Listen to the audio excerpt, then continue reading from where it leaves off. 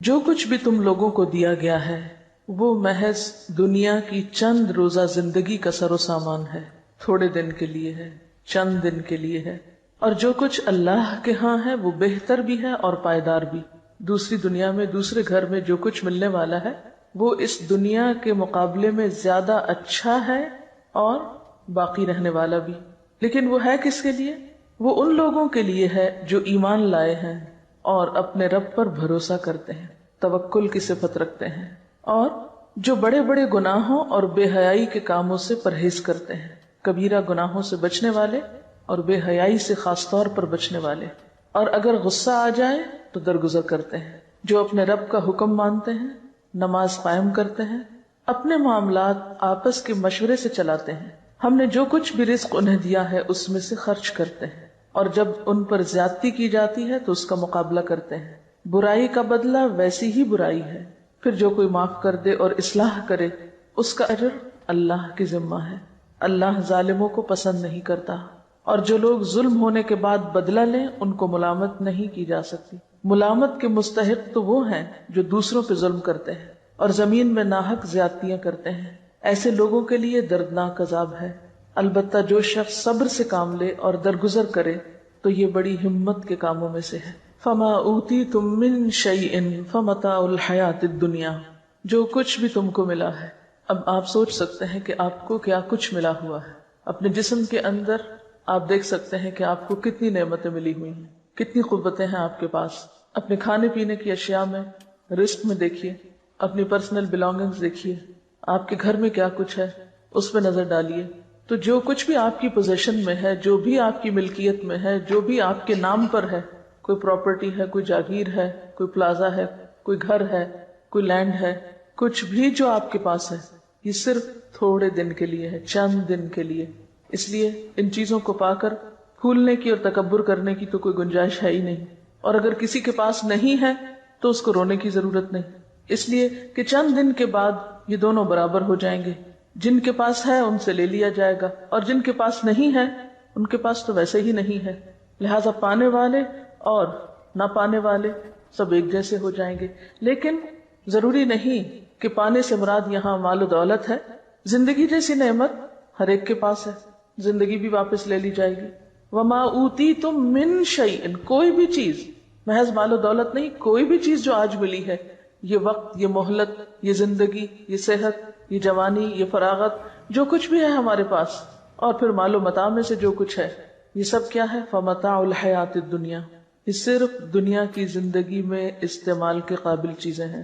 کوئی شخص جس کے پاس قارون کا خزانہ ہی کیوں نہ ہو، اس میں سے استعمال بس اتنا ہی کر سکتا ہے جو اس کی ضرورت ہے۔ جیسے حدیث میں آتا نا، انسان کہتا ہے میرا مال میرا مال، حالانکہ اس کا مال اصل میں کیا ہے؟ جو اس نے کھا لیا، ختم کر دیا، پہن لیا، پرانا کر دیا، یعنی استعمال کر دیا تو ختم ہو گیا، یا پھر آگے بھیج دیا آخرت کے لیے، باقی سب کچھ تو دوسروں کے لیے ہے۔ صدقہ خیرات کر ہی بس وہ شخص سکتا ہے جو رب پہ بھروسہ کرتا، جو رب کی بجائے مال پر بھروسہ کرتا ہو، وہ کبھی توکل نہیں کر سکتا اللہ پہ، وہ کبھی اللہ کی راہ میں دے ہی نہیں سکتا۔ دے گا بھی تو کیسے دے گا؟ کیونکہ اس کو ڈر ہوگا کہ یہ چلا گیا تو میں کہاں سے کھاؤں گا، یہ دے دیا تو میں کہاں سے پہنوں گا، یہ کسی کا ہو گیا تو میرا کیا بنے گا۔ آپ اپنی زندگی پر بھی نظر دوڑائیں، جب بھی کوئی چیز صدقہ کرنے کو دل چاہے تو سب سے پہلا خیال کیا ہوتا ہے؟ تو میرا کیا ہوگا، میں کیا کروں گا، یہ چیز اگر میں فلاں کو دوں تو میرا کیا ہوگا، اور پھر آپ 100 ضروریات ڈھونڈ لیتے۔ کبھی آپ نے اسٹور کی صفائی کی گھر میں، کسی دراز کی؟ پہلے آپ تنگ آتے ہیں چیزوں سے اور آپ سوچتے ہیں میں نے ان سب کو نکال دینا ہے، پھر آپ دراز صاف کرتے ہیں، چیزیں نکالتے ہیں، چھانتے پٹکتے، پھر آپ دوبارہ رکھنے لگتے ہیں، پھر آپ کہتے ہیں یہ اس کام آئے گی، یہ حصہ آئے گی، یہ حصہ آئے گی، اسے ایسا کوڑ کباڑ دوبارہ سارے کا سارا ایز اٹ از سیٹ ہو کے دوبارہ دراز میں آ جائے گا، اسٹور میں آ جائے گا، سمٹ جاتا ہے نا۔ جب بکھرا ہوتا ہے تو انسان تنگ آتا ہے، کیا بلا ہے، اور جب سمٹ جاتا ہے تو انسان کہتا ہے اب کام آ جائے گا، اور پھر سال کے بعد صفائی کرتے ہیں تو وہ کسی کام نہیں آتا، اور ویسے کا ایسا ہی ہوتا ہے۔ یاد رکھیں، اگر کوئی چیز بن میں بھی ڈالنی پڑے نا تو اس نیت سے ڈالا کریں جو ذرا غیر ضروری ہو، کہ کئی اللہ کی مخلوق بیچاری غریب بن کھول کھول کے چیزیں ضرورت کی نکالتی، یہ ان کے کام آ جائے گی، کوئی بات نہیں۔ آپ کو پتہ ہے کئی لوگ بوتلیں اس میں سے نکالتے ہیں، کینز نکالتے ہیں، کاغذ نکالتے ہیں، کوئی بھی پرانی شرانی چیز جو انہیں مل جاتی ہے وہ نکالتے ہیں اور پھر ان کو اکٹھا کر کر کے بیچ کے رات کی روٹی کھاتے ہیں. تو اگر آپ نے کوئی بھی غیر ضروری چیز اس نیت سے ڈال دی اس میں چلو ان کے کام آ جائے گی، میں اپنا لالچ تو دور کروں، جانے دوں، چھوڑو اس کو، بہت رکھ لی اپنے پاس، تو اس چھوٹی سی نیکی کو بھی حقیر نہ سمجھے. وما عند اللہ خیر، اب اس میں سے بھی جو اللہ کے پاس بھیج دیا وہ سب سے بہتر ہے، خیر بہتر ہے، اچھا ہے. وہ جو وہاں جا کے لوگے وہ اچھا ہے. وہ ابقا، اور زیادہ باقی رہنے والا ہے ہمیشہ کے لیے. اگر دنیا میں بھی آپ کے پاس سب سے اچھی چیزیں ہیں تو بھی ان کو بقا نہیں، کوئی ٹوٹ جاتی ہے، کوئی پرانی ہو جاتی ہے، کوئی میلی ہو جاتی ہے، کوئی گم ہو جاتی ہے. لیکن جو اللہ کے پاس ہے نہ اس کو ٹوٹنا ہے، نہ پرانا ہونا ہے، نہ گم ہونا ہے. ابقا، ایور لاسٹنگ، ہمیشہ رہنے کے لیے ہے. یعنی کسی کو آج ان نعمتوں کا مل جانا اس بات کی ضمانت نہیں کہ کل بھی ملے گا، یا جس کو آج ملا ہے وہ کل کا بھی حق رکھتا ہے. نہیں، آج پانے والے کل محروم بھی ہو سکتے ہیں. ہاں، ان نعمتوں کی حفاظت اور ان کو باقی رکھنے کا گر کیا ہے، طریقہ کیا ہے، ان کو ہمیشہ کے لیے کیسے بچایا جائے، کیسے پریزرو کیا جائے، کس طرح ان سے فائدہ اٹھایا جائے، اس کے لیے آج ان نعمتوں کے ساتھ کچھ صفات اور کچھ کوالٹیز اپنے اندر پیدا کرنے کی ضرورت ہے. ان میں سب سے پہلی چیز جو یاد رکھنے کی ہے وہ کیا کہ للذین آمنوا، یہ سب ان لوگوں کے لیے ہے جو ایمان والے ہیں. نمبر 2، وعلی ربہم یتوکلون، وہ اپنے رب پر بھروسہ رکھتے ہیں. توکل کرنا اور نہ کرنا دو مختلف طرح کی نفسیات ہیں، دو مختلف رویے ہیں. توکل کرنے والے، اپنے رب پہ بھروسہ کرنے والے اور طرح جیتے ہیں، اور مایوس شخصیتیں اور طرح جیتی ہیں. نا امیدی اور مایوسی انسان کو ایک مختلف راہ پر لے جاتی ہے. وما عند اللہ خیر وابقا للذین آمنوا وعلی ربہم یتوکلون، اللہ پہ بھروسہ کرنے والوں کو ہی زیادہ ملا کرتا ہے، وہی باقی رہنے والی نعمتیں حاصل کر سکتے ہیں. ایمان کا تو مطلب ہی ہے مان جانا، یقین کر لینا، اور یہ جنم دیتا ہے کس کو؟ اعتماد اور بھروسے کو. جو شخص اپنے رب پر ایمان رکھتا ہے وہ ایک ایسا مضبوط سہارا تھام لیتا ہے جس کو کبھی بھی ختم نہیں ہونا، کبھی بھی نہیں ٹوٹنا. اللہ تعالیٰ فرماتے ہیں فَمَن يَكْفُرْ بِالطَّاغُوتِ وَيُؤْمِن بِاللَّهِ فَقَدِ اسْتَمْسَكَ بِالْعُرْوَةِ الْوُثْقَى لَا انفصام لَهَا. جو کوئی طاغوت کا انکار کرتا ہے اور اللہ پر ایمان لے آتا ہے وہ ایک ایسا مضبوط کڑا تھام لیتا ہے، یعنی اللہ کے سوا باقی ساری قوتوں کو نگیٹ کرتا ہے اور اول و آخر اللہ ہی پر بھروسہ رکھتا ہے، اسی پر یقین کرتا ہے، اسی پر توکل کرتا ہے جیسا توکل کرنے کا حق ہے. تو پھر وہ ایک ایسا مضبوط کڑا تھامتا ہے لا انفصام لہا، جو کبھی بھی نہیں ٹوٹ سکتا.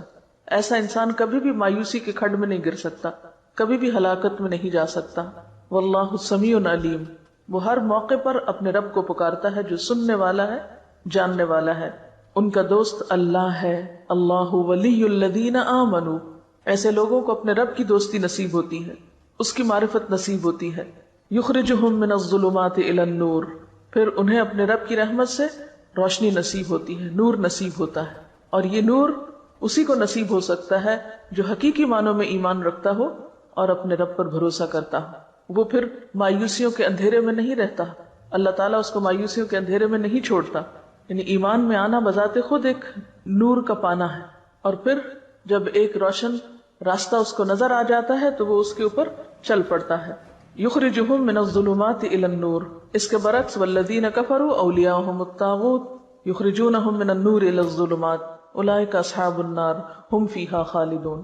تو بات یہ ہے کہ جن کے دل ایمان سے لبریز ہوتے ہیں اور پھر اس کے نتیجے میں توکل سے معمور ہوتے ہیں، پھر ان کی زندگیوں میں مایوسی اور پریشانی اور خوف اور غم اور تمام منفی کیفیات دور ہونے لگتی ہیں، وہ ان کو گھیر نہیں سکتی. یعنی غم کا زندگی میں آنا ایک فطری سی چیز ہے، خوف کا زندگی میں آنا، غم اور خوف کو محسوس کرنا ایک بالکل فطری بات ہے. لیکن غم اور خوف کے شکنجے میں جکڑا جانا اور ان کو اپنے سر پہ مسلط کر لینا، یہ بالکل ایک دوسری کیفیت کا نام ہے. جو لوگ حقیقی معنوں میں ایمان رکھتے ہیں اور اپنے رب پر توکل کرتے ہیں اور اپنے رب کو رب مانتے ہیں، وہ غمگین تو ہو سکتے ہیں لیکن غم کو اپنے اوپر مسلط نہیں ہونے دیتے. کسی بھی قسم کی منفی کیفیت کا اس طرح شکار نہیں ہوتے کہ اس سے ان کی صلاحیتوں کو زنگ لگنے لگے یا ان کے اوقات برباد ہونے لگے یا ان کی صلاحیتیں ختم ہونے لگے، یا پھر وہ اپنی زندگی میں کوئی تعمیری اور پروڈکٹیو کام نہ کر سکیں. یہ نہیں ہو سکتا. ایمان انسان کو مضبوط بناتا ہے، جرأت مند بناتا ہے اور حالات کا مقابلہ کرنا سکھاتا ہے. اور ان تمام آیات کی تھیم بھی یہی ہے، کیونکہ آگے جا کر آپ دیکھیں کہ جب ان پہ ظلم ہوتا ہے تو بدلہ لیتے ہیں، اور ان کے اندر اتنی طاقت ہوتی ہے کہ وہ صبر بھی کر سکتے ہیں، اور اتنے وسیع دل کے مالک ہوتے ہیں کہ وہ معاف بھی کر سکتے ہیں. لہذا وما عند اللہ خیر وابقى للذین آمنوا وعلی ربهم یتوکلون، آخرت کا گھر توکل کرنے والوں کے لیے، کیونکہ جو شخص اللہ پہ توکل کرتا ہے وہ ایک مثبت سوچ کا مالک ہوتا ہے. اور جو شخص مثبت سوچ کا مالک ہوتا ہے اس کی زندگی تعمیری، مفید اور خیر اور بھلائی کے کاموں سے بھری ہوئی ہوتی. وہ ہر دم، ہر لمحہ آگے کی طرف جا رہا ہوتا ہے، وہ اوپر کو جا رہا ہوتا ہے، وہ بلندی کی طرف جا رہا ہوتا ہے. جیسے ایک روایت میں آتا ہے کہ جس شخص کے 2 دن ایک جیسے گزرے وہ دھوکے میں رہا، یعنی اس نے نقصان اٹھایا. ایمان تو ہمیں ہر دم آگے بڑھنے کی تدبیریں بتاتا ہے، اور یہ آگے بڑھنا اسی کے نصیب میں ہو سکتا ہے جس کی سوچ تعمیری ہو، مثبت ہو، اور جس کے اندر ہر خوف اور غم کو نمٹنے کے لیے توکل کا ایک میزان ہو، یا توکل اور یقین ہو اس کے اندر. اور پھر کچھ اور صفات، والذین یجتنبون کبائر الاثم، ایسے لوگ جن کے اندر اتنی ایمانی جرت ہوتی اور جن کے اندر توکل ہوتا ہے، پھر وہ بڑے بڑے گناہوں سے بچ جاتے ہیں. مثلا بڑے گناہوں میں اکبر الکبائر کیا ہے؟ جھوٹ. مثلا معاملات کی بات اب کر رہی ہوں. جھوٹ سے کون بچ سکتا ہے؟ جس کے اندر ایمان ہوگا، جس کے اندر ایک جرت ہوگی، جو لوگوں سے نہیں ڈرتا ہوگا. جو جتنا لوگوں سے ڈرتا ہے اتنا زیادہ جھوٹ بولتا ہے. جو اپنے رب پہ بھروسہ کرنے کی بجائے لوگوں پہ بھروسہ کرتا ہے، لوگوں کو اپنا رب مانتا ہے، لوگوں سے مفادات حاصل کرنا چاہتا ہے، تو پھر وہ ان کی نظر میں اچھا بننے کے لیے طرح طرح کے جھوٹ بولتا ہے، یہ غلط رویے اختیار کرتا ہے. لیکن جو شخص اپنے رب کے سامنے سچا ہوتا ہے اور اپنے رب کے سامنے ایماندار ہوتا ہے، پھر اس کو کمزور سہاروں کی ضرورت نہیں ہوتی. پھر وہ ہر طرح کی برائی سے بچنے کی ہمت پاتا ہے اپنے اندر. جیسے ایک حدیث میں آتا ہے نا کہ ان الصدق یہدی الی البر وان البر یہدی الی الجنہ، کہ سچائی نیکی کی طرف لے جاتی ہے اور نیکی جنت کی طرف لے جاتی ہے. وان الرجل لیصدق حتی یکتب عند اللہ صدیقا، اور ایک انسان سچ بولتا رہتا ہے یہاں تک کہ اللہ کے ہاں صدیق لکھ لیا جاتا ہے. وان الکذب یہدی الی الفجور وان الفجور یہدی الی النار، اور جھوٹ برائی کی طرف لے جاتا ہے اور برائی جہنم کی طرف لے جاتی ہے. وان الرجل لیکذب حتی یکتب عند اللہ کذابا، اور ایک شخص جھوٹ بولتا رہتا ہے یہاں تک کہ اللہ کے ہاں جھوٹوں میں لکھ لیا جاتا ہے. والذین یجتنبون کبائر الاثم، اور وہ لوگ جو اجتناب کرتے ہیں بڑے بڑے گناہوں سے، کبیرہ گناہوں سے، والفواحش، اور بے حیائیوں سے، وَإِذَا مَا غَضِبُوا هُمْ يَغْفِرُونَ، اور جب غضبناک ہوتے ہیں تو معاف کر دیتے ہیں. اب یہ آخرت کی باقی رہنے والی چیزوں کے مالکوں کی صفات بتائی جا رہی ہیں. نمبر 1 توکل کرتے ہیں، نمبر 2 بڑے گناہوں سے بچتے ہیں، احتیاط برتتے ہیں، اجتناب کرتے ہیں. والفواحش، فاحشہ کہتے ہیں کھلی برائی کو، صریح برائی. فواحش سے اجتناب کرتے ہیں، یعنی گناہ اور بے حیائی کے کاموں سے پرہیز کرتے ہیں. وَإِذَا مَا غَضِبُوا، اور جب وہ غضبناک ہوتے ہیں، ہم یغفرون، تو وہ معاف کر دیتے ہیں. جیسے پیچھے پڑھ چکے ہیں، وَالْكَاظِمِينَ الْغَيْظَ وَالْعَافِينَ عَنِ النَّاسِ، لوگوں سے درگزر کرنا ان کے مزاج اور طبیعت کا حصہ ہے. جنت والوں کے مزاج میں ہے یہ بات کہ وہ لوگوں کے قصوروں سے درگزر کر جاتے ہیں. ان کے مزاج میں انتقام اور بدلہ نہیں. آپ صلی اللہ علیہ وسلم کے بارے میں آتا ہے کہ آپ نے اپنی ذات کے لیے کبھی بدلہ نہیں لیا. ہاں، اگر اللہ کی حدوں میں سے کسی حد کو توڑا جاتا تو وہ آپ کے لیے ناقابل برداشت تھا. یہ بخاری کی روایت ہے. اللہ کی حدود کا سب سے زیادہ لحاظ رکھتے تھے. اس پہ آپ نے حد بھی جاری کی، سزا بھی دی، کوڑے بھی مروائے، رجم بھی کروایا، ہاتھ بھی کٹوائے، کیونکہ وہ اللہ کی حد توڑی گئی تھی. تو والذین یجتنبون کبائر، وہ خود بخود کبائر سے نکلنا شروع ہو جاتے ہیں. یعنی سچے ایمان اور توکل کے بغیر کبائر سے بچنا بھی ممکن نہیں ہوتا. پھر کبائر میں غیبت کرنا، دوسروں کی پیٹھ پیچھے ان کی برائیاں کرنا. پھر کبائر میں زنا، شراب، چوری، دھوکہ، امانت میں خیانت، یہ ساری کبیح صفات اسی شخص کے اندر ہو سکتی ہیں جس کے اندر ایمان نہ ہو اور جس کا رب پر بھروسہ نہ ہو. جب اس کے دل سے لوگوں کا خوف نکلتا ہے تو پھر وہ صحیح رستے پر آ جاتا ہے. اور پھر خاص طور پر کبیرہ گناہوں میں والفواحش، فواحش سے بچتا ہے. فواحش کا لفظ فحش سے نکلا، کھلی برائی اور خصوصاً بے حیائی کے کام. بے حیائی کے کاموں میں کیا چیزیں آتی؟ ایک تو یہ جھوٹ دھوکہ، یہ سب بے حیائی کے کام ہے. لیکن اس کے علاوہ دیکھیے گناہ کی تعریف کیا کی گئی کہ جس پر تم خوف کھاؤ کہ لوگوں کو پتہ نہ چل جائے، یعنی جس کے بارے میں تمہیں ڈر ہو کہ ہائے میرا پول نہ کھل جائے، جو کام تم لوگوں کے سامنے نہیں کر سکتے. اور اس سے بڑی برائی کیا ہے کہ تم ڈھٹائی سے برے کام کرو. یعنی عام گناہ کیا ہے؟ کبیرہ گناہوں میں بہت سے گناہ آتے ہیں جو کھلے کیے جائیں یا چھپے کیے جائیں، لیکن فواحش وہ ہیں جو کھلے عام کیے جائیں. یعنی پھر یہ کبیرہ گناہوں سے بھی ان کی شدت بڑھ جاتی ہے، یعنی انتہائی ڈھٹائی سے کیے جانے والے غلط کام جس میں انسان کی حیا نہیں رہتی. حدیث میں آتا ہے نا اذا لم تستحی فاصنع ما شئت، جب تم میں حیا نہیں تو جو چاہے کرو. تو ایسا شخص پھر ڈٹ کے برائی کرتا ہے، کہتا ہے جو کرنا ہے کر لو، میں تو یہی کروں گا. یعنی اس کو نہ بندوں کی حیا ہے نہ اللہ کی حیا ہے، لہٰذا ایسے کام فواحش میں آتے ہیں. اثم کیا ہے؟ الاثم ما حاک فی نفسک، گناہ وہ ہے جو تمہارے دل میں کھٹکے اور تمہیں ڈر لگے کہ لوگوں کو پتہ نہ چل جائے، اس کو اثم کہتے ہیں. اور اثم کے بعد پھر فواحش آتے ہیں کہ وہ ڈر بھی نکل جائے، وہ جھجک بھی ختم ہو جائے اور کھلے عام انسان غلط کام کرنا شروع کر دے. تو جنت میں جانے والے ان دونوں طرح کے گناہوں سے بچتے ہیں، اسم سے بھی بچتے ہیں، فحش سے بھی بچتے ہیں. وَإِذَا مَا غَضِبُوا هُمْ يَغْفِرُونَ، اور اپنے جذبات پر خوب قابو رکھتے ہیں. یعنی جب کسی کے خلاف غصہ بھی آ جائے تو محض غصے کا اظہار کر کے اپنے جذبات کی تسکین نہیں کرتے، معاف کرنا بھی جانتے ہیں. غصہ دلانے والی چیزوں پر معاف کر سکتے ہیں. اور کیا صفات ہوتی ہیں ان کے اندر؟ وَالَّذِينَ اسْتَجَابُوا لِرَبِّهِمْ، اور وہ لوگ جو اپنے رب کا ہر حکم مانتے ہیں، لبیک کہتے ہیں. استجابت کیا ہوتی ہے کہ رب کے کسی بھی حکم کے بارے میں ان کے اندر کوئی کمپلیکس نہیں ہوتا، اطاعت کے راستے میں کوئی چیز رکاوٹ نہیں ہوتی. رب کی پکار پر فوراً لبیک کہتے ہیں. رب کی بات سنتے ہی کیا کرتے ہیں؟ سمعنا واطعنا، ہم نے سنا اور ہم مان لیتے ہیں. کوئی حکم سنا، جی اللہ تعالیٰ ہم ایسا ہی کریں گے. یہ نہیں کرتے یہ کیوں ہے، یہ کیسے ہے، حجت بازی، بحث مباحثہ نہیں. سمعنا واطعنا، کسی بھی بات کے لیے اتنا ہی کافی ہے کہ وہ اللہ کا حکم ہے. اس کی کوئی ریزن سمجھ میں آتی ہے یا نہیں، بس اتنی ریزن ہی بہت ہے کہ وہ اللہ کا حکم ہے. والذین استجابوا لربہم واقاموا الصلاۃ، اور نماز قائم کرتے ہیں. نماز کا قائم کرنا جنت میں لے جانے والے کاموں میں سے ہے. اور پھر اجتماعی معاملات میں وامرہم شورى بینہم، تنہا فیصلے نہیں کرتے بلکہ مشورے سے کام کرتے ہیں. تنہا فیصلے وہ شخص کرتا ہے جو اپنے آپ کو بڑی چیز سمجھتا، یعنی خود کو بہت عقل مند سمجھتا، لہذا اپنی مرضی پر، اپنے اون پر، اپنے خیال کے مطابق چیزوں کو جیسے بہتر پائے ویسے ہی فیصلہ کر لی، ویسے ہی کر گزرے. لیکن ایمان والوں کی صفت یہ نہیں ہوتی اور اس چیز کو اپنے خلاف نہیں سمجھتے. بعض لوگ مشورہ کرنے کو اپنی عقل یا اپنی شان کے خلاف سمجھتے ہیں کہ ہم کیوں کسی سے مشورہ کریں، کیا ہم میں عقل نہیں، ہم سمجھدار نہیں، ہم اپنی آزادی کو خود استعمال کریں، ہم جیسے جی چاہیں کام کریں. نہیں، آپ اپنی ذاتی زندگی کے بارے میں تو آزاد ہیں. مثلا آپ نمکین پسند کرتے ہیں یا میٹھا، آپ کا جو جی چاہے کھائیں، اس میں آپ کو کسی سے مشورہ کرنے کی ضرورت نہیں، اللہ یہ کہ آپ بیمار ہو جائے تو پھر آپ کو ضرور پوچھنا پڑے گا ڈاکٹر سے کہ مجھے کیا کھانا چاہیے اور کیا نہیں. پھر وہ آپ سے فیس بھی لے گا مشورے کی اور آپ پر پابندیاں بھی لگائے گا.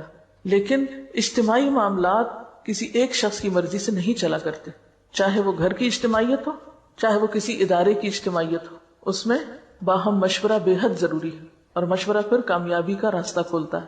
اور مشورہ کیا ہے؟ دراصل کسی بھی کام کے بہتر پہلو کو اختیار کرنے کے لیے بہتر رائے کا انتخاب، اور دوسرے سب کو ساتھ ملا کر چلنا، یعنی ٹیم ورک کی جان یا روح ہوتا ہے، باہمی اعتماد کو ظاہر کرتا ہے. وَأَمْرُهُمْ شُورَى بَيْنَهُمْ، اور ان کے آپس کے معاملات مشورے سے طے ہوتے ہیں. یہ جنت کے وارثوں کی ایک اہم خوبی ہے.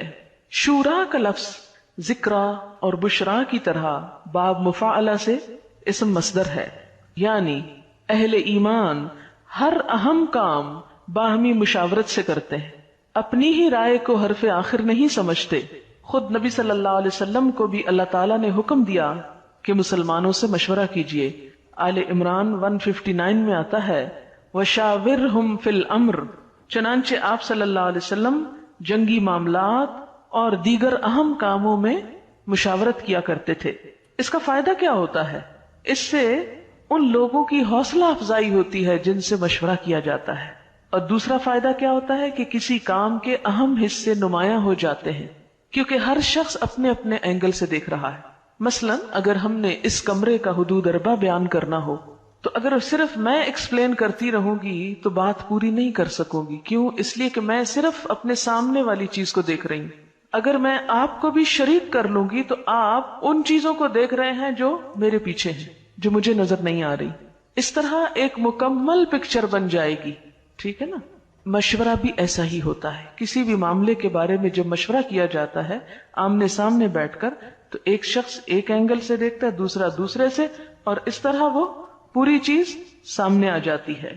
اور ہم دیکھتے ہیں کہ نبی صلی اللہ علیہ وسلم نے زندگی کے بہت سارے معاملات میں مشورے کیے. اس کے بعد صحابہ کرام کا بھی یہی طریقہ تھا.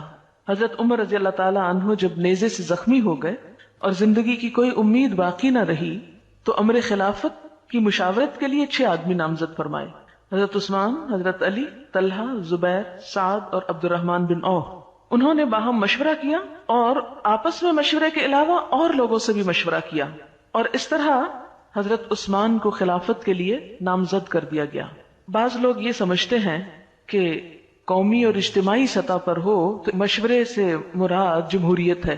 نہیں، اس لیے کہ جمہوریت میں ہر کہ و میں سے مشورہ کیا جاتا ہے، جو بھی سلیکٹ ہو کے آ جائے، خواہ وہ اس چیز کا اہل ہو یا نہ ہو. اب آپ دیکھیں کہ اس وقت دنیا میں جہاں جہاں جمہوریت ہے، پارلیمنٹ موجود ہے، وہاں پر جو ممبرز ہوتے ہیں، MNAs ہوتے ہیں، مختلف علاقوں سے آئے ہوئے، ان میں سے اکثریت ایسی ہوتی ہے جو امور مملکت کو، دنیا کے حالات کو کچھ بھی نہیں جانتے ہوتے. کسی کام کو کیسے چلانا ہے، کیسے کرنا ہے، ان کے پاس کوئی تجربہ نہیں ہوتا. ان کا سب سے بڑا کریڈٹ یہ ہے کہ وہ لوگوں کے پسندیدہ شخصیتیں، لوگوں نے انہوں نے بھیج دیا ہے. وہ آگے جا کے کیا کرتے ہیں کیا نہیں کرتے کچھ خبر نہیں. کئی ایک لوگ تو پڑھنا لکھنا بھی نہیں جانتے، کئی ایک لوگ دنیا کی تو کیا اپنے آپ کی خبر نہیں رکھتے. اس لیے وہ جو نظام پھر چلاتے ہیں وہ آپ کے سامنے ہے. اگر آپ نے ایک بلڈنگ بنانی ہے تو مشورہ ٹانگے والے سے کریں گے، فلمی اداکار سے کریں گے، کیونکہ یہاں تو کھلاڑی بھی آ رہا ہے، اداکار بھی آ رہا ہے، ٹانگے والا بھی آ رہا ہے، کاشتکار بھی آ رہا ہے، اسمبلی کا ممبر بن کے مشورے دینے لگے ہیں یہ لوگ حکومت چلانے کو. تو بلڈنگ بنانے کے لیے تو آپ کو مشورہ کرنا ہے کس سے؟ آرکیٹیکٹ سے، انجینئر سے، متعلقہ افراد سے. اور ملک چلانے کے لیے مشورہ کر رہے ہیں آپ ان حضرات سے. خیر، میرا فیلڈ نہیں ہے سیاست، اس لیے زیادہ بات نہیں کروں گی. جو فیلڈ نہ ہو اس پر زیادہ نہیں بولنا چاہیے. بہرحال وَأَمْرُهُمْ شُورَى بَيْنَهُمْ، مشورے کا جب اللہ نے حکم دیا، اور یہ دیکھیں ان صفات میں سے ہے جو جنت میں لے جانے والی ہیں. اس کو معمولی صفت نہ سمجھے، یہاں پر معمولی چیز نہ لیں اس کو کہ ٹھیک ہے دل چاہے گا مشورہ کریں گے، نہیں تو نہیں صحیح. نہیں، آپ کو کرنا ہے اگر آپ جنت میں جانا چاہتے ہیں. اب آپ دیکھیں کہ مشورہ جہاں کرنا ضروری ہے وہاں ہر معاملے اور ہر چیز میں بھی نہیں کرنا ہوتا. مثلا میں کھانا کھاؤں کہ نہ، اب اس پر مشورے کی نہیں ضرورت. نماز پڑھوں یا نہ، اگر آپ اکثریت کہہ دیں گے مجھے نماز پڑھنی چاہیے تو میں پڑھ لوں گی. اگر آپ کہیں نہیں آپ کو کوئی بات نہیں، آج آپ نہ پڑھیں، تو میں کہوں نہیں میں نہیں پڑھ رہی، سب نے مجھے مشورہ دیا تھا نماز نہ پڑھنا، تو اللہ تعالیٰ آپ نے کہا تھا مشورہ کرنا. تو ایسے معاملات میں مشورہ نہیں ہے. مشورہ ایسے معاملات میں ہے کہ جس کا تعلق اجتماعیت سے ہے، زیادہ لوگوں کے مفاد سے ہے، 2 یا 2 سے زائد لوگوں کے مفاد میں جو چیز ہے. اور پھر اس میں کوئی بھی شخص اگر اجتماعی فائدوں کو یا اجتماعی کام کو صرف اپنی منمانی اور ون وے ٹریفک کے طریقے سے کسی گاڑی کو دھکیلنا چاہے تو ہو سکتا ہے وہ منزل تک نہ پہنچائے. اور پھر آپ دیکھیں کہ جو شخص اجتماعی معاملات میں صرف اپنی مرضی کرتا ہے وہ سب کی ذمہ داری اپنے اوپر لیتا ہے. اگر کام غلط ہو گیا تو اس کا مطلب کیا ہے کہ قصوروار وہی ہے.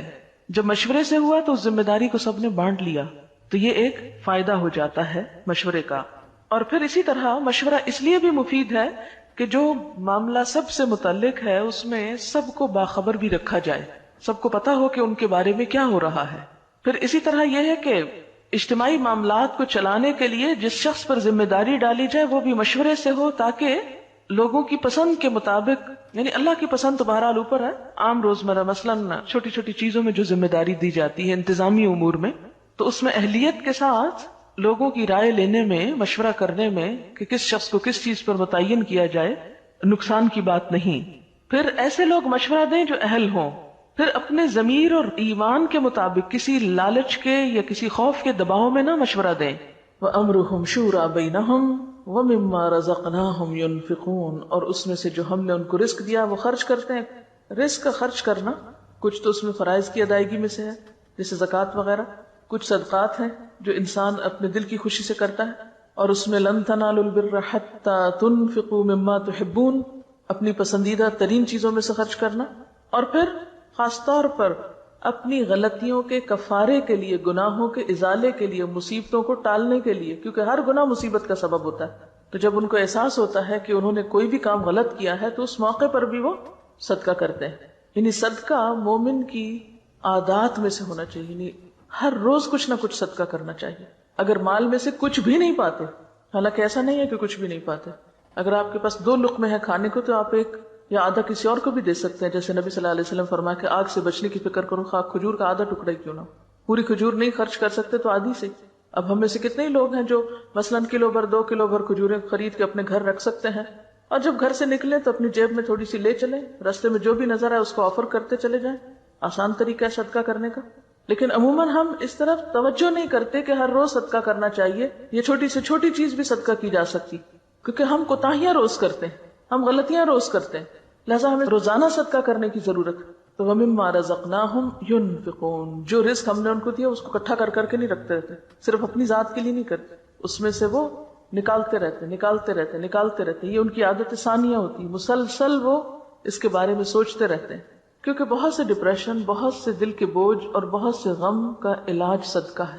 نہ صرف یہ کہ پچھلے بوجھ دھونے اور ہٹانے کا ذریعہ ہے، بلکہ آئندہ کی مصیبتوں اور بلاؤں سے بچنے کا بھی ذریعہ ہے، کہ صدقہ جو ہے بلائیں اس سے آگے نہیں بڑھ سکتی، آپ صدقہ کرتے ہیں اور بلا کو وہ پیچھے دھکیل دیتا ہے۔ تو ہم میں سے ہر ایک کے پاس کچھ نہ کچھ ضرور ہوتا ہے جسے ہم دوسروں پر خرچ کر سکتے ہیں، لیکن اگر کچھ بھی نہیں، بالکل ہی مفلوق الحال ہے، تو پھر ایک مسکراہٹ یا ایک اچھی بات یا علم کا شیئر کرنا یا کسی کو رستہ دکھانا یا کسی کی بھلائی کا کوئی بھی کام، اس میں آپ شریک ہو سکتے ہیں۔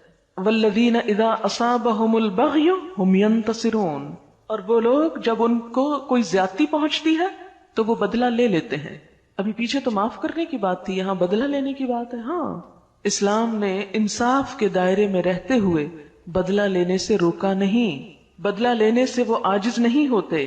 اگرچہ معاف کر دینا پسندیدہ ہے، جیسے نبی صلی اللہ علیہ وسلم نے فتح مکہ کے موقع پر اپنے خون کے پیاسے مجرموں کے لیے عام معافی کا اعلان کر دیا تھا۔ حدیبیہ میں ان 180 لوگوں کو معاف کر دیا گیا جنہوں نے آپ کے خلاف ایک سازش تیار کی تھی۔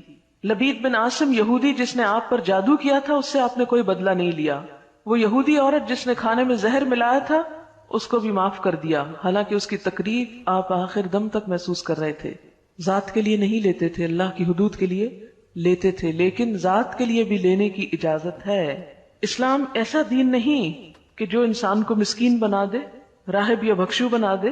شرافت کیا ہے کہ غالب ہوں تو مغلوب کا قصور معاف کر دیں، قادر ہوں تو درگزر کریں، اپنے سے چھوٹے انسان سے خطا ہو جائے تو چشم پوشی کریں، اور اگر کوئی بڑی طاقت ان کو دبانے کی کوشش کرے تو ڈٹ کے کھڑے ہو جائیں اور بدلہ لیں، اس کے ہاتھ روکیں۔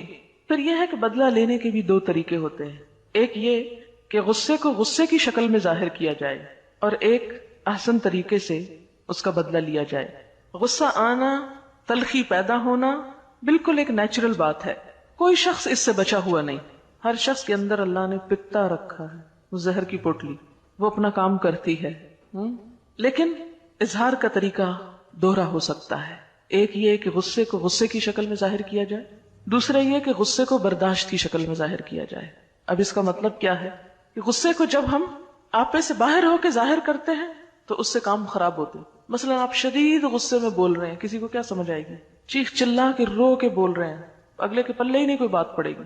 اور ایک یہ ہے کہ غصہ ہے، آپ ظاہر کر رہے ہیں لیکن ایک فرم انداز میں، جس سے دوسرے کو بات سمجھ میں بھی آ جائے، لیکن ری ایکشنری ہو کر نہیں۔ اس میں عموماً کیا ہوتا ہے؟ نقصان ہو جاتا ہے، کیونکہ جب آپ ری ایکشن ایسا کرتے ہیں تو دوسرے کو اور بھڑکا دیتے ہیں۔ وہ اگر طاقتور ہے تو آپ پہ اور ظلم کا اندیشہ ہے۔ اب یہ ساری صفات ہیں اہل جنت کی، کہ جو جنت میں جائیں گے ان کے اندر یہ تمام صفات ہونی چاہیے۔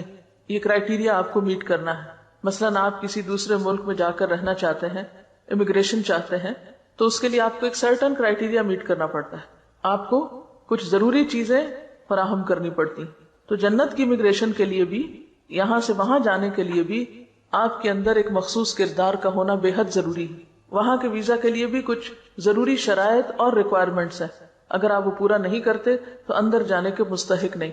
اور ان میں سے یہ تمام چیزیں جن میں سے ایک اہم چیز والذین اذا اصابهم البغی هم ينتصرون، کہ جب ان کے ساتھ کوئی زیادتی کرتا ہے تو بدلہ لیتے ہیں. عام حالات میں ہمیں کیا کہا گیا ہے کہ درگزر کرو، معاف کر دو. لیکن جہاں انسان یہ دیکھے کہ محض معاف کرنے سے دوسرے کی اصلاح نہیں ہو سکتی تو وہاں ایک حد کے اندر رہتے ہوئے وہ بدلہ لے سکتا ہے. لیکن کس طرح؟ وَجَزَاءُ سَيِّئَةٍ سَيِّئَةٌ مِثْلُهَا، برائی کا بدلہ اگر برائی سے دینا ہے تو اتنی ہی برائی کی اجازت ہے جتنی تم پر کی گئی، صرف اسی دائرے کے اندر. کیونکہ اگر تم نے ایک کے بدلے میں 2 گنا سزا دی کسی کو تو پھر کیا ہوگا؟ زیادتی ہو جائے گی، وہ مظلوم ہو جائے گا اور تم ظالم ٹھہرو گے.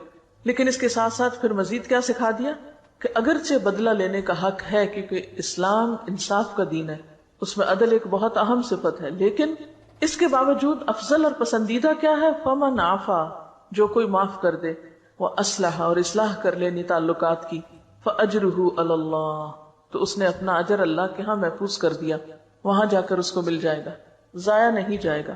انہ لا یحب الظالمین، وہ ظالموں سے محبت نہیں رکھتا. ظالم کون ہے؟ جو برائی کا بدلہ اتنی برائی سے دینے کی بجائے دگنی یا چگنی یا اس سے زیادہ میں دے. وَلَمَنِ انتَصَرَ بَعْدَ ظُلْمِهِ فَأُولَٰئِكَ مَا عَلَيْهِم مِّن سَبِيلٍ، لیکن اگر کوئی معاف نہیں کرنا چاہتا، درگزر نہیں کرنا چاہتا، بدلہ ہی لینا چاہتا ہے تو بدلہ لینے والے کو برا بھلا نہیں کہا جائے گا. یعنی بعض اوقات ایسا ہوتا ہے نا کہ جب کسی کی زیادتی کا جواب دیا جائے یا ظالم کا ہاتھ پکڑا جائے تو عموماً لوگ مظلوم کو چھوڑ کر ظالم کے ساتھ ہو جاتے ہیں کہ نہیں، چھوڑ دینا چاہیے تھا، بدلہ نہیں لینا چاہیے تھا. بعض اوقات ایسا ہوتا ہے نا کہ اگر ایک شخص نے اس نے قتل کیا، اب اس کی سزا کیا ہے؟ قتل. قتل کا بدلہ قتل ہے. اب اگر کوئی انصاف کی خاطر، بدلے کی خاطر اس شخص کو کیفر کردار تک پہنچاتا ہے اور اس شخص کو پھانسی ہو جاتی ہے یا وٹ ایور جو بھی طریقہ ہے بدلے کا، تو عموماً پھر عامت الناس کا رجحان کیا ہوتا ہے کہ نہیں، اس شخص نے توبہ کر لی تھی، معافی مانگ لی تھی، تو اب اس کو سزا نہیں ملنی چاہیے.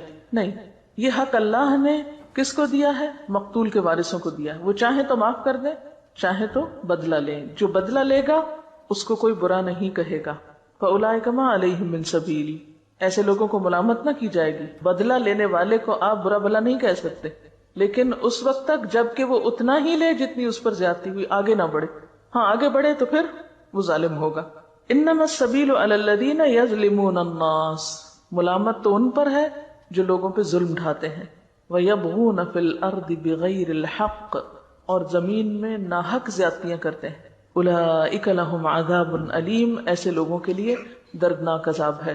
یعنی دنیا میں بھی ان کو سزا دی جا سکتی ہے، اور اگر دنیا میں وہ بچ جائیں، پکڑے نہ جائیں، تو آخرت میں وہ اللہ کی سزا سے بچ نہیں سکتے. اولئک لہم عذاب علیم، وہاں وہ دردناک سزا پائیں گے. اور خلاصہ کیا ہے اس سارے معاملے کا؟ وَلَمَن صَبَرَ، ابتدائے گفتگو میں ایمان کی بات تھی، توکل کی بات تھی، اور انتہائی گفتگو میں صبر. وَلَمَن صَبَرَ وَغَفَرَ، اور جو کوئی صبر کرے اور معاف کر دے، دوسروں سے درگزر کرے، تو إِنَّ ذَلِكَ لَمِنْ عَزْمِ الْأُمُورِ، یہ بڑی ہمت کے کاموں میں سے ہے. اور یہ ہمت کس کے اندر آتی ہے؟ جس کے اندر ایمان کی پختگی ہو، کردار کی پختگی ہو، اخلاق کی بلندی ہو، جو اپنے رب پر بھروسہ کرنا جانتے ہوں. یہاں ایک بات یاد رکھیے کہ غصے پر قابو پانے کی بات تو ہے ہی، لیکن جو چیز کہی جا رہی ہے وہ یہ کہ غصے کے باوجود معاف کر سکتے ہیں. یعنی غصہ ہے تو پھر بھی معاف کر دیتے ہیں. یہاں توکل کی صفت جو ہے وہ ساری خوبیوں کا اور ان آگے کے سارے کاموں کے لیے ایک بنیاد نظر آتی ہے. یعنی توکل کے بغیر آپ باقی کام نہیں کر سکتے، کیونکہ انسان کو کیا چیز اللہ کی اطاعت سے روکتی ہے؟ دنیا کی محبت، دنیا کا مفاد، کسی چیز کا خوف، کسی چیز کی طلب. تو جب آپ کے اندر توکل آ جاتا ہے تو پھر آپ دنیا سے بے نیاز ہونے لگتے ہیں. جب بے نیاز ہو جاتے ہیں تو آپ کے اندر ایک بے خوفی کی کیفیت پیدا ہوتی ہے، یعنی خوف ختم ہو جاتا ہے آپ کے اندر سے. تو پھر آپ کے اندر ایک ایسی جرت پیدا ہوتی ہے کہ آپ بڑے بڑے سٹیپ اٹھا سکتے ہیں. یہ ساری باتیں جو ہیں عزم الامور میں سے ہیں، بڑی ہمت کے کاموں میں سے ہیں. یہ ہمت کس کے اندر آتی ہے؟ جس کا اپنے رب پر بھروسہ ہو، جس نے اپنے رب کو پا لیا ہو. اصل بات یہی ہے کہ بنیادی کردار نہیں ہے ہمارے اندر. ایک بڑے سناریو میں جب ہم چیزوں کو دیکھتے ہیں تو وہ سمٹ کے پھر چھوٹے میں آ جاتا ہے.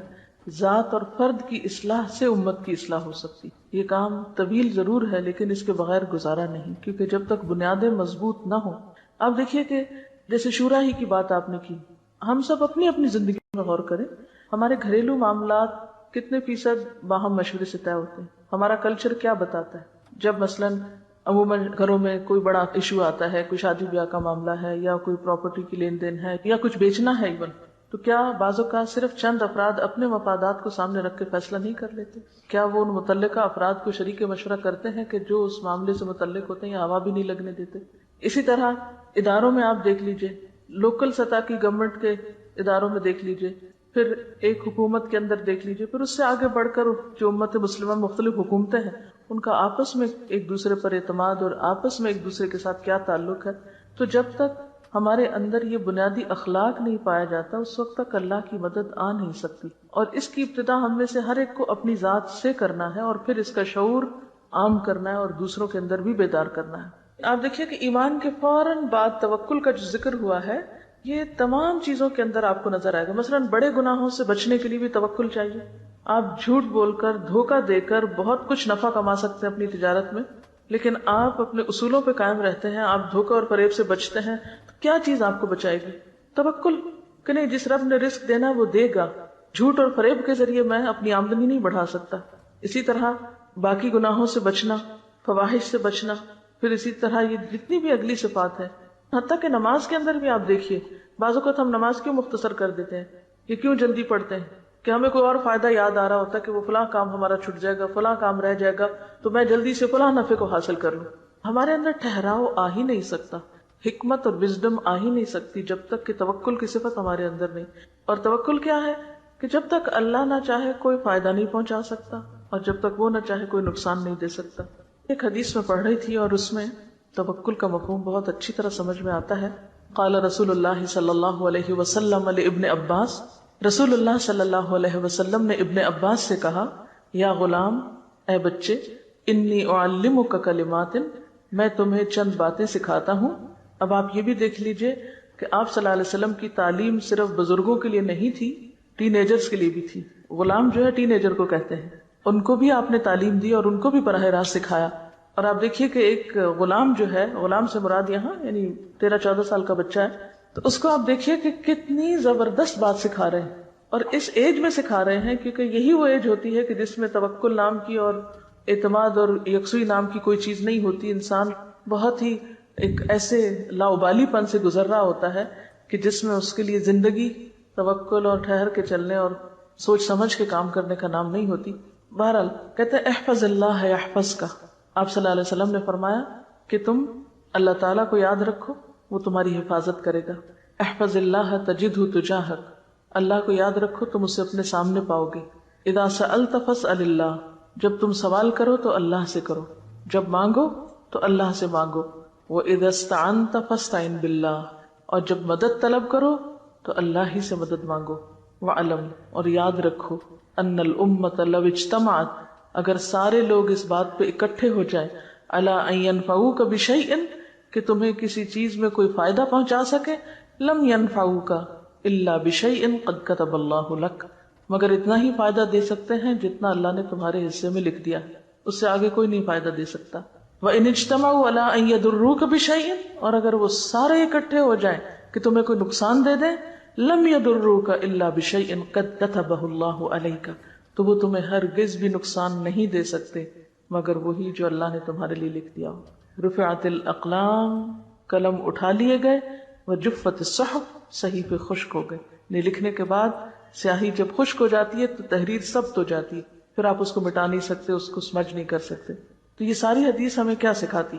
توکل سکھاتی. اس سے پہلے ہر دم اللہ کا احساس اور اس کی معرفت، اس کا ذکر، اس کی یاد، یعنی ذکر یہاں کسی لفظی معنوں میں نہیں، اس کو رلا نہیں کہا گیا. اللہ کی حفاظت کرو لفظی معنی یعنی اللہ تعالیٰ کا جو وجود ہے اس کا لحاظ رکھو، پاس رکھو، اسے اپنے سامنے پاؤ، یعنی اس کو محسوس کرو، اور پھر اللہ سے مانگو، اس سے مدد طلب کرو اور لوگوں سے بے نیاز ہو جاؤ. لوگ تمہیں سارے مل کے بھی کوئی فائدہ نہیں دے سکتے اور سب مل کے کوئی نقصان نہیں دے سکتے. جتنا زیادہ اس بات پر یقین ہوتا ہے اتنا ہی زیادہ انسان پھر اپنے اصولوں پہ قائم رہتا ہے، ورنہ اپنے ہر اصول کو لوگوں کی مرضی کے مطابق تبدیل کرتا چلا جاتا ہے. نہ پھر گناہوں سے بچ سکتا ہے اور نہ ہی معاف کر سکتا ہے اور نہ ہی باقی صفات اس کے اندر آ سکتی ہیں جیسے صدقہ خیرات وغیرہ کی. اوور آل ہماری ساری زندگی لوگوں کے گرد گھومتی ہے. ہم پیپل سینٹرڈ لوگ ہیں، ہاں؟ ہمارا مرکز و محور لوگ ہیں، یا اپنی ذات ہوتی ہے یا پھر لوگ ہوتے ہیں، اوپر نہیں اٹھتے اس سے. اور جب تک علی ربہم یتوکلون کی صفت نہیں آتی آپ کچھ بھی نہیں کر سکتے. جب ہم اللہ پہ بھروسہ نہیں کرتے تو یقیناً ہمیں کسی اور پہ بھروسہ کرنا پڑتا ہے، اور وہ سب کمزور سہارے ہیں جو خود بھی گرتے ہیں اور ہم بھی ان کے پیچھے گرتے ہیں. کسی نے لکھا ہے کہ عام زندگی میں کانفیڈنٹ اسے کہا جاتا ہے جسے اپنے اوپر بھروسہ ہوتا ہے اور نڈر ہو کر کوئی بھی غلط کام کر سکتا ہے، مگر اللہ کے ہاں کانفیڈنٹ وہ ہے جسے اللہ پر توکل ہو. جو نڈر ہو کر کوئی بھی غلط کام کر لیتا ہے وہ تو پھر فواحش کا شکار ہو جاتا ہے. سبحانک اللہم و بحمدک نشہد ان لا الہ الا انت نستغفرک و نتوب الیک. والسلام علیکم و رحمۃ اللہ وبرکاتہ.